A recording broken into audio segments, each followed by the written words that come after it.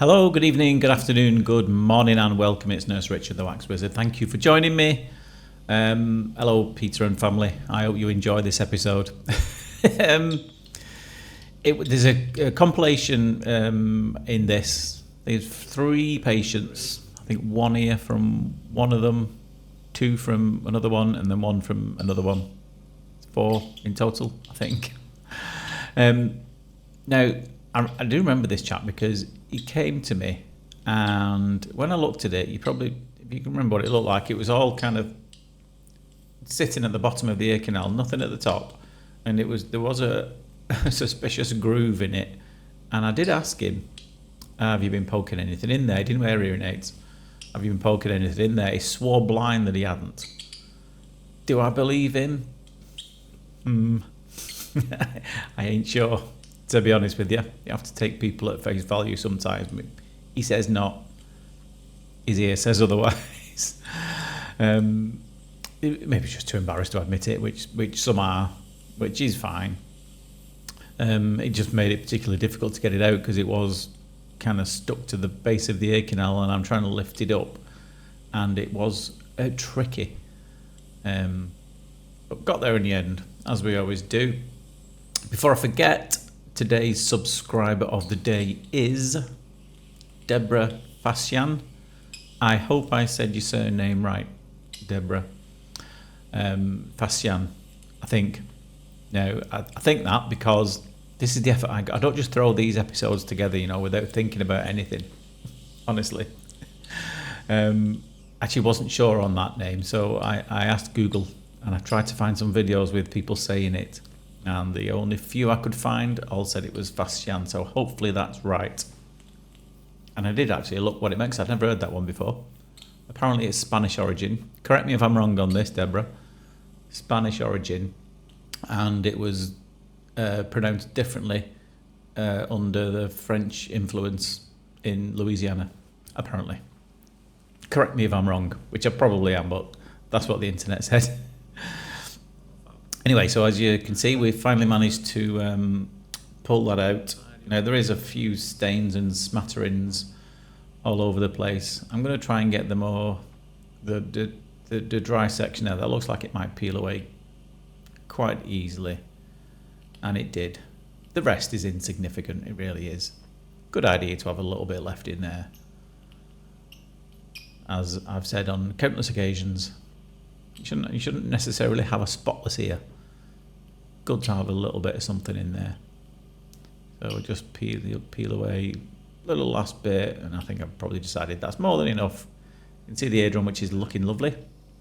And two ears now. I think I needed. Now it's the second one of this that we needed some curettage. I thought I would actually need a hook or a curette with this, but it just flew out dead quick. The other one, not so much. So I think I did have to resort to a hook in that one, if I'm not mistaken. So I used the suction on this again, thinking it's going to be just as easy as the other one, but I don't think it was. But I think as it stands, there's no gaps in it. So what I'm going to try and do is roll it forward a little bit and create a gap for me to get a hook in behind it. That's just what I'm trying to do there. It's a bit dry as well.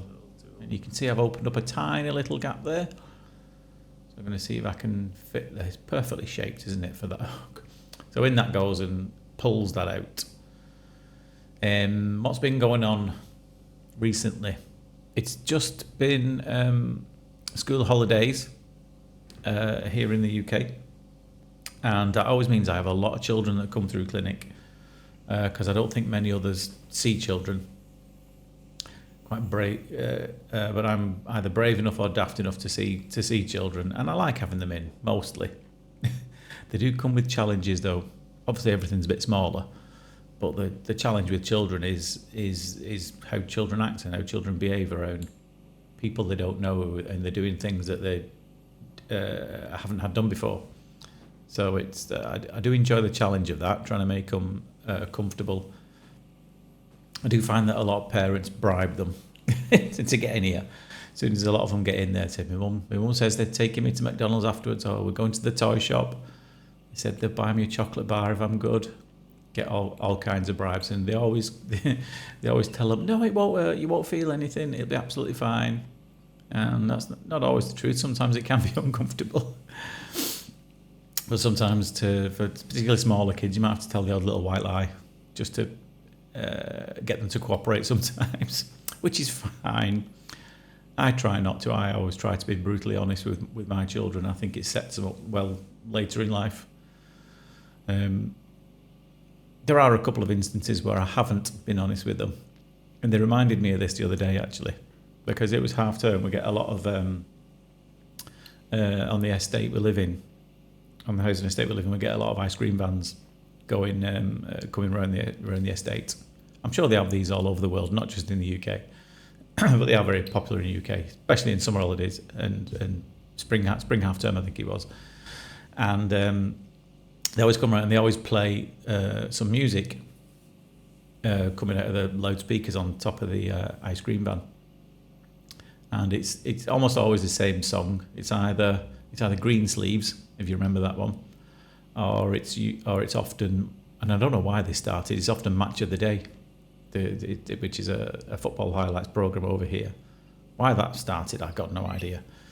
Anyway, whenever it comes round, sometimes it came around too often when the kids were small.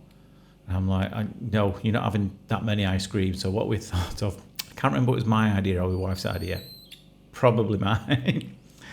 And so we came up with this thing where if you see the ice cream van coming past and you hear its music on, you hear its sirens on, that means it's on its way back to the ice cream factory because it's run out of ice cream.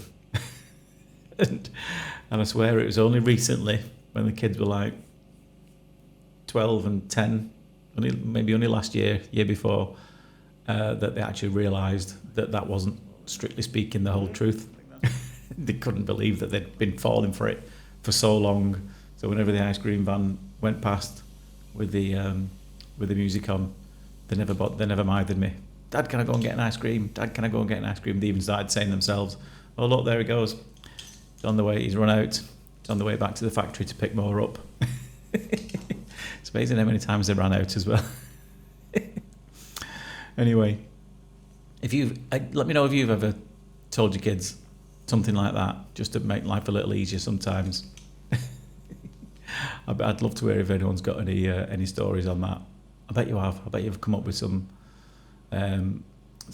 cunning ploys to try and avoid certain stuff. But yeah, let me know in the comments if you've done something like that before. Anyway, we're nearly at the end of this one. I think this is the third patient, and not a particularly difficult removal. It just got a little trapped as we were trying to work it around the bend. Did I use a hook in here as well? Looks like I should have done. But sometimes you keep going with the same tool that you've got in your hand, and eventually it'll work.